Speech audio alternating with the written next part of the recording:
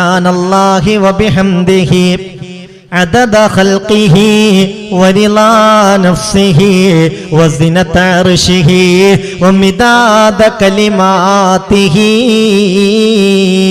ഈ ദിക്ർ എത്ര തവണ ചൊല്ലണം എന്നാ പറഞ്ഞേ? ഈ ദിക്ർ എത്ര തവണ ചൊല്ലണം എന്നാ പറഞ്ഞത്?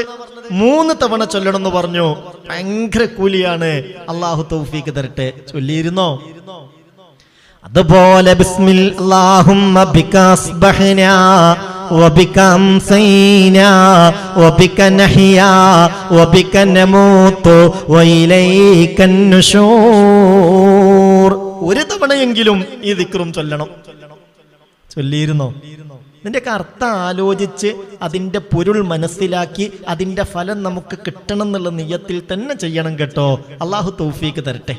ആമീൻ പറഞ്ഞേക്ക്. അള്ളാഹു തൗഫീഖ് തരട്ടെ. ഒക്കെ ചൊല്ലിയിരുന്നോ?